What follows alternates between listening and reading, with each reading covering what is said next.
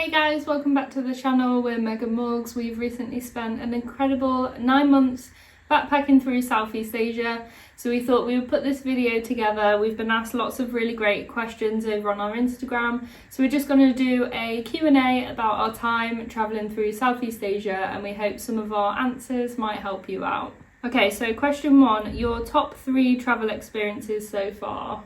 So probably I think for me, my number one travel experience from this trip is probably the Harjang Loop. I would agree with that. And then I think also like trekking through the Himalayas in Nepal, just like the mountains are unmatched.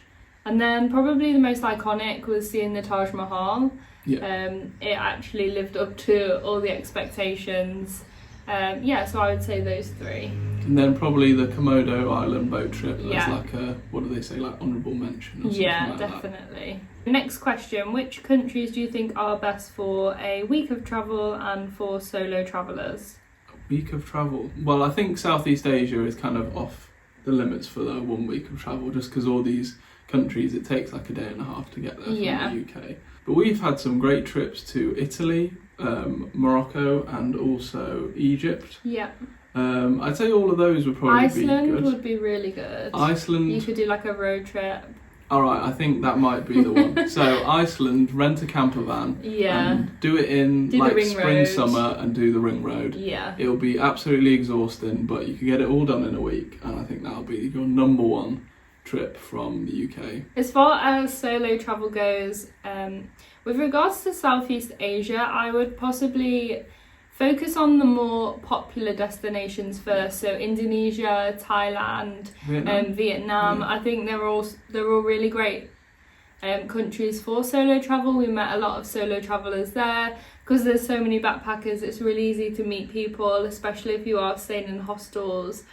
And also, I think those countries would be suitable for solo female travellers as well. That's another thing, because like we met quite a few solo male travellers, for example, in India, but I wouldn't necessarily recommend it for a solo female traveller. And that's one of those things that you have to consider as a solo female traveller, unfortunately, is your safety and, you don't really want to be put in any awkward or potentially dangerous situations.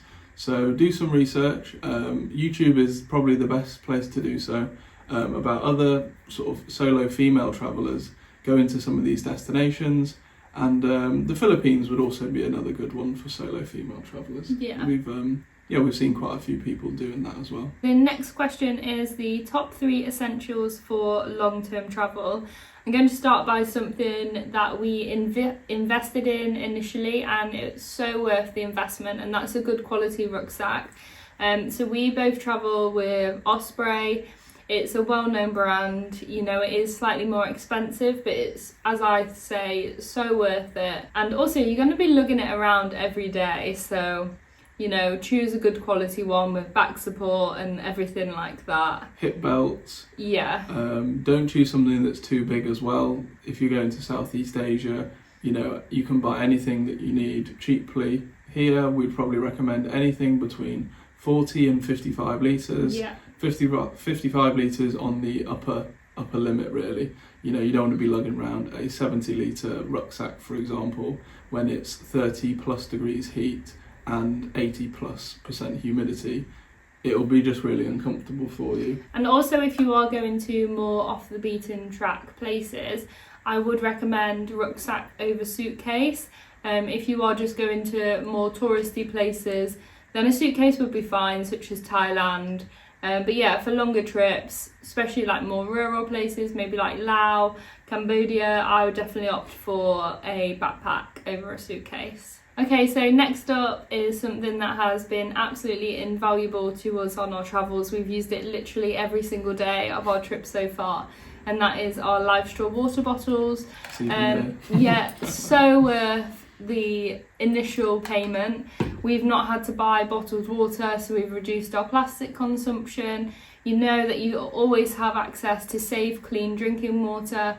We've drank out of taps in India, Sri Lanka, up in the mountains of Nepal, and we've not had any issues. But yeah, we can speak from personal experience that LifeStraw have been really great. Another thing that's been invaluable to us is having a power bank. So we've been doing lots of long journeys, for example in Vietnam, where we did sort of like 12-hour night buses, or overnight trains in India. It just means that you'll always have access, keep your phone charged up. Especially in a lot of countries through Southeast Asia, we had regular power cuts, so it meant that we were always charged up basically. Especially when you're travelling, where you sort of book your accommodation, look at the maps, use Google Translate all through your phone.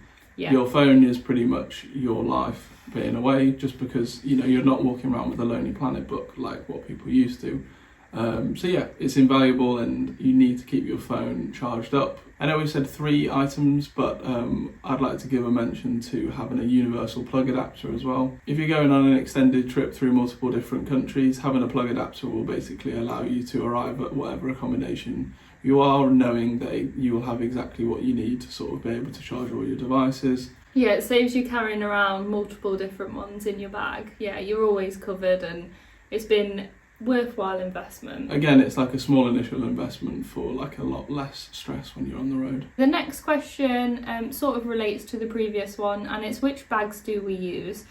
So I personally travel with the Osprey Fairview 40 litres, fits in hand luggage, it's sort of like open shell, so you can see everything inside it, which makes it super easy to pack. Last time we went backpacking, I travelled with one of the open top ones, like a hiking rucksack, and although it was really comfy to carry around, just like packing and unpacking every few days took so much longer. So I really recommend sort of the is it like a clamshell style one where you can just see everything laid out. But yeah, Osprey, as we've said before, such a great brand, really recommend their bags. Yeah, purely for just the quality really. Megan also travels with a day bag, so it's like a 30 litre Osprey day bag in its like largest form, but also zips down into like a 20 litre smaller day bag. You can sort of be adjustable with it for what you need and how much you're carrying, which has been really useful to have. I use the Osprey Farpoint 55, I think it's called. It's basically a 42 litre main clamshell rucksack with some extra storage in the zip compartment on the back, and also has a zip to sort of cover over the straps for if you're checking the bag for whatever reason. Same as mine, which is a really great feature from Osprey. And then it has a 13 litre like a day bag, which you can zip onto the back of the rucksack if you're planning on travelling.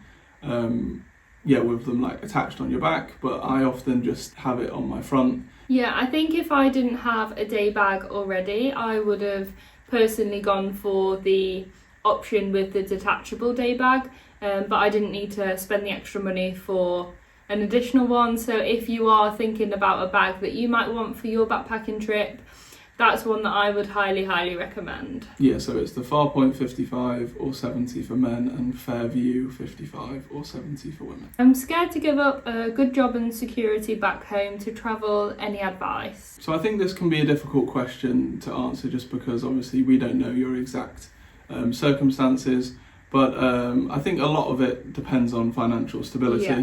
So before your trip, depending on obviously what age you are, if you're 18 and you've just finished school and you just want to go out and sort of like do a big backpacking trip for a couple of months before uni, for example, you don't need to think as deep into it as maybe if you're sort of like someone in full-time, that's got a full-time job, and maybe they've got a house or whatever, and it's sort of a bit more, you're a bit further down the line.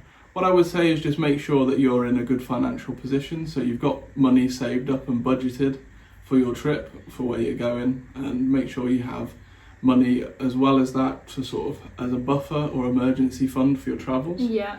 Then I would make sure you have a large lump sum for sort of like when you get back home, so you're not starting from the beginning. If you're quitting your job as well, you're going to want to have some money to come back to, so that you can get yourself accommodation when you're back home, as well as giving yourself a bit of buffer before you might start a job again. Another thing to think about as well, if you do enjoy your job at home, can you maybe ask them for a sabbatical and take some time off, knowing that you've got the security of that job when you return home? You know, you're never going to regret travelling. Even if you don't really enjoy it, you're still going to learn about yourself. You won't have those regrets. You know, you've took the chance and you've seen and learned something new. So I think just go for it. You know, there's always things and excuses not to go, but you just have to make the sacrifice, and it's well worth it. You know, we've had an incredible 9 months. We've seen so many different things, cultures, countries. You know, we wouldn't have had those experiences if we did maybe the safe option, got a job and a house. The next question is, how far in advance do you usually book accommodation? We book the majority of our accommodation on booking.com. I find that the website, the app is a lot nicer to use than maybe like Agoda, for example. And obviously there's Hostel World if you prefer hostels, but we haven't needed to use them through Southeast Asia just because it's fitted in our budget to stay in hotels or homestays. Booking them in advance really depends on the season that you're travelling in, and also sort of like the popularity of the area that you're travelling to. Yeah. And then obviously your plans and how much you want to be on a budget. So in high season, in countries like anywhere through Southeast Asia really, you're going to want to be booking your accommodation maybe a couple of weeks in advance. Yeah. That's what we did when we were in the Philippines, and even in Thailand in rainy season we made sure to book accommodation further in advance, just so that we made sure that we had the accommodation that we wanted to. But on the other hand, there were occasions when we booked accommodation only a couple of days before, just because our plans changed as well. The downside of this is that there'll probably be fewer accommodation options available. Generally speaking, in like more popular backpacker destinations, the cheaper or the best options where it's like cheap accommodation that's well reviewed will likely book out first, of course. So if you're booking with a short amount of time until your stay, likely the best places will have booked out in advance. But we had no issues finding a good place to stay really, other than when we were in Delhi in India. Or El Nido in Palawan, the Philippines. It's a hard one because you don't want to book too far in advance and limit the flexibility. You know, if you turn up to a new area, you immediately sort of get a feel for the place and if you're going to like it, or if you just want to move on quickly.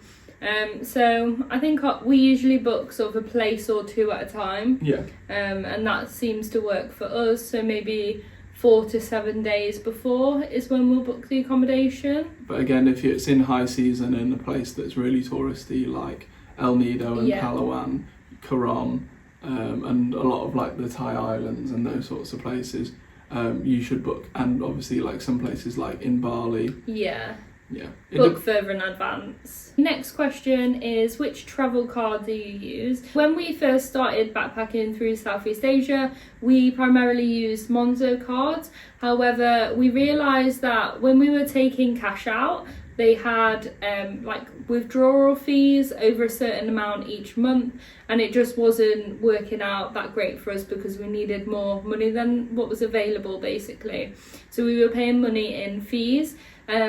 Luckily, with my parents coming out to join us in Thailand, they could also bring out some bank cards for us. So we signed up to Starling, and that's what we've used ever since. There's no foreign transaction fees, no withdrawal fees. They've been really great. I highly recommend that you travel with more than one bank card. If you keep one sort of on your person when you're going out and about, and then another maybe hidden somewhere in your backpack, because you never want to be without access to money. Which country had the best food? That's a pretty easy one for us. It was quite easily, hands down, India. Yeah. We ate curry probably twice a day, every day for our 3 weeks in there, and we weren't getting sick of it by the end of it. Everything. We were vegetarian for our time there, and thinking back, you know, although the sort of like paneer tikka masalas and paneer butter masalas, etc., were really lovely. I think we were just very nervous. It was the start of our backpacking trip. We were quite anxious about getting the infamous Deli Belly, so we played it very safe. But looking back, using Google reviews, we would have been safe to eat meat dishes. But we still loved the food there. Just so we good. miss it. Yeah, and it's not just the food as well, but like the experiences that you have, like when you're eating. It's a very sort of like social eating culture, so you'd probably have a nice conversation with the restaurant owner or the person that's serving you or some of the other people eating in the restaurant, and that's nice as well because we met lots of nice people in the restaurants as well as having really great food. Next question, which country took you by surprise? And I think without a doubt we would say Cambodia. Yeah. We originally planned, I think... 10 days or something. Yeah, 10 days or a week there. And we stayed for over 3. We loved it so much. I think it's really underrated as a Southeast Asia backpacker destination. And I think the reason it is so underrated is people don't actually give it the opportunity that it deserves. And, people rush Phnom Penh and Siem Reap and Angkor Wat. There's so much more to the country. We loved Koh Rong, the islands. We had a great time in Kampot, in Battambang. Just give it the time it deserves. Yeah, because I think someone that we spoke to on Instagram basically sent us like their full itinerary for Cambodia, and they spent like 3 weeks there or something, and we then researched off what they'd sent us and realised, wow, some of these places like look amazing. Like we should actually contemplate, all right, so can we work 3 weeks? And I think, like you said, we ended up staying for like 3.5 weeks. Can we fit an extra couple of weeks into our schedule? We did, and we'd never look back because it was it's just such an amazing place. And the people there are so lovely. It's got a rich history, there's so much to learn. Just definitely give it the opportunity. Agreed. Okay, so next up, which apps do you use for booking travel? We use One2Go Asia, but are there any others? Okay, so this might be controversial, but we do not enjoy One2Go Asia at all. I think the markup is ridiculous and they're just out to make money off make commission, basically. So we don't use them and we don't recommend it either. It's a good tool for finding transport options, and that's what we use it for. But we don't book through One2Go Asia unless there's no other options, basically. You can go on One2Go Asia, find the company that are doing the, doing, say, the shuttle bus or whatever, message them directly, just Google their company and say, could we do this? You'll find that, like, in some cases, One2Go Asia are giving you, like, double the price. Yeah. Or, like, they have lots of trains, for example, in India on there. So if you're going from, say, like, Delhi to Agra, you'll go on there and, they might have a couple of options. If you do a bit of your own due diligence, put a bit of time and effort in. I've made literally a step-by-step video on how to set up an account and book all of your own trains through India yourself. You save so much money, and I just don't think it's worth spending over and above when you don't need to. There's also something that's similar. It's called Rome to Rio or something, and they're not taking commission off you or booking things for you, but you can go on there, and for some things like ferries and buses, like if it's a bit more of like a well-known service, for example, the ferries in the Philippines, I can remember having a look on there. They'll tell you what companies are doing the ferries, and maybe the timings won't be right or whatever, but you can then go through a link to like the company's website and then have a look at it through there. So and book directly with the company. Yeah, so Rome to Rio is like a better version, I would say, than One2Go Asia. In those more sort of like touristy or more built up places. Other travel that you might book that can be expensive is domestic flights. Our top tip is to use price comparison websites such as Skyscanner or Google Flights to make sure you are getting the best deal. Next up, the best places you visited for wildlife. I think that's another quite easy one. So the first country on our trip was Sri Lanka. And the wildlife there was really, really amazing. You can do safaris there, which for such a small country obviously is really great because you could sort of do multiple. And there's so many national parks as well, literally options to suit any budget, any style of travel. yeah, we just love Sri Lanka. And then the second place would be Sabah in Malaysia, so Borneo. We had an amazing, I think it was 10 days all around northern Borneo. We saw some amazing wildlife. We didn't go in the fruiting season where we would have more than likely seen a lot more wildlife, but we still had the most amazing time. It was kind of like a dream bucket list destination, especially for myself, and we'd really recommend adding that to your Malaysia itinerary if you can. The flights from Kuala Lumpur weren't half as bad or as expensive as what we thought it would be. You can fly straight into Sandakan, which is near Sepalok. I would say that for the whole of Malaysian Borneo, we thought and presumed wrongly that it would be way out of our price budget, but it really wasn't. And as Morgan said, it was definitely a bucket list place for us. Yeah, I think our average spend was probably like £30 a day, including like a 3-day river safari, doing multiple different tours and things when we were in Sepalok. You know, we didn't scrimp and save. We made sure to spend sort of like every minute of every day trying to do as much exploring as we could. So next up, do you mind us asking how much you spent for all of those countries? So I'm going to read a list I've made for every country we visited and our daily spend, just so you get a rough idea.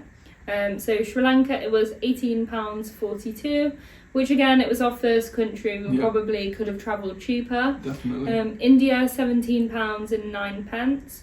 Nepal, £49.37. Now that's only so high because of our Everest Base Camp trip. So that was averaged out over like the full. I think we spent like 14 days in the country or whatever, didn't we? So yeah, we didn't spend long there, and there's definitely more to see than what we did. Next up is the Philippines, £30.27. You could do that cheaper if you were travelling slower and visiting less islands, because the transport between the islands is what makes those costs add up quickly. Next, Vietnam, £22.83. Cambodia, £20.43. Laos, £15.85. Another sort of like Southeast Asia sleeper country. Just shows you how cheap it really can be to travel around Laos. And also it probably would have been slightly more if we didn't have such bad weather there, because we had to sort of abandon our plans of doing the Takek loop. So it probably would have been slightly more. Yeah, probably like similar to maybe Cambodia. Like a Sri Lanka or India Sri Lanka type. Next up, Thailand, £20.55. The only reason we were able to travel Thailand so cheap was because we were there in rainy season and also had a little bit of help from my parents. We travelled with them for 3 weeks. I think northern Thailand in particular is a lot cheaper than the Thai islands. But again, it's the transport between the islands which really adds up. I would say a realistic budget for rainy season in sort of like the trip that we did, so South Thailand-ish, would probably be more £25 to £30 per person per day. Yeah, and I think that also depends if you're drinking alcohol and partying as well. Probably closer towards the 30 than the 25. Basically it's very similar to the Philippines in every way. Next up is Malaysia, £27.47, and that's including our return flights and trip in northern Malaysian Borneo. So you can see how affordable that country is to travel. And last but not least, Indonesia, and we spent just under £25 per person per day there. And that's insane considering we did 2 volcano hikes, we did the day exploring to Tumpak Sewu waterfall, and we did the Komodo Island boat trip. Yeah. All across sort of 4 weeks, which 2 domestic flights. And we stayed under £25. You really have to visit and make sure to do it justice. We didn't even feel like we did it justice, and we spent a month there. I wish we had longer. I hope that gives you some sort of idea of maybe what to budget for your Southeast Asia trip. I think our overall daily average came in just under £25 per person per day. But again, we don't really drink alcohol when we travel, so that's a factor to consider. Next up, which country is on your travel bucket list?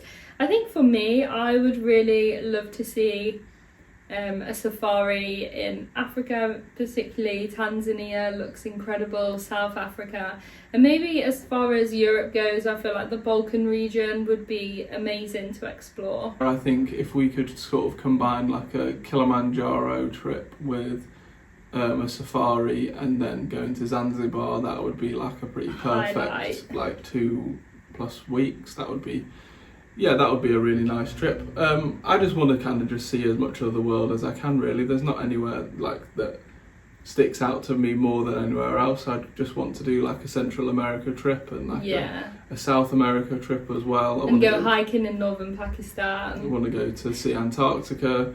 You know, I want to go see Canada, Alaska. You know, I want to do a cool long road trip all the way through Africa.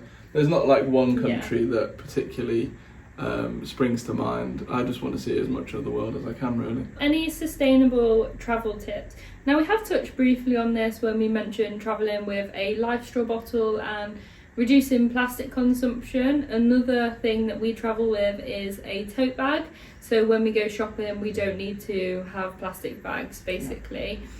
One for all of you female travellers, I personally use a moon cup, which is great for long-term travel. Highly recommend. And last but not least, I would say, as far as ethical, sustainable practices go, research your animal tourism activities thoroughly before you engage in them, and make sure your money is going towards, you know, credible organisations that are actually doing the work they say they're doing and putting the animal first above profits. Okay, so your country list is amazing, all in my must visit countries. Any underrated spots you found? Okay, so I spoke sort of briefly before about Laos being a bit of a sleeper country, but I really do think it is. We didn't have the best weather. We had like a week of complete rain where it meant that we couldn't do the Takek Loop. And we like had a bad time in Paksay because there wasn't anything to do because the weather was so bad.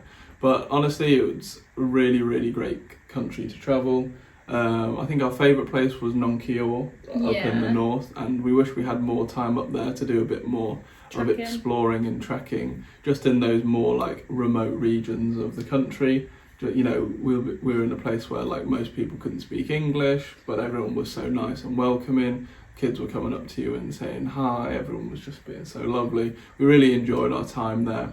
And just Laos in general, there's so many beautiful places like Don Det. We really would recommend you visit there, and especially if you're someone that's on a tight budget. We've said it before as well, I think Cambodia is underrated. Everyone goes to Phnom Penh and Siem Reap, but include some of the rest of the country in your itinerary. Maybe you could combine Cambodia and Laos together for like, I don't know, like a 4 to 6 week trip. You probably should air it. Yeah, that would be a great trip. I also think Borneo in general is very underrated as a backpacker destination. It's a lot more affordable than what you may think, which is why we originally said we weren't going to include it. But it was honestly probably the best week from our whole time travelling. So if you're in Malaysia, book your domestic flights over and include it. And then finally, you know, we have to mention Sri Lanka. Yes. I know obviously it is popular to go and it does have a reputation for being a beautiful place, but I'd feel like lots of people miss it off their list. You know, they'll go to like India, for example, and then they'll just sort of do Southeast Asia. But Sri Lanka was honestly like the first place we visited on this trip, but definitely the best. You know, the people are so lovely, the food's great, the island's small, so it's easy to travel around everywhere. Wild elephants, I mean, what more do you want? And we snorkeled with turtles off the coast. It's got a bit of everything. It really has, you know, hiking, safaris, beaches. Yeah, we can't recommend it enough, and you can check out our series for all of our countries that we visited on this trip, as well as we'll be doing a couple more of these sort of like sit down informational style videos for you so that you can sort of best plan your trips throughout Southeast Asia.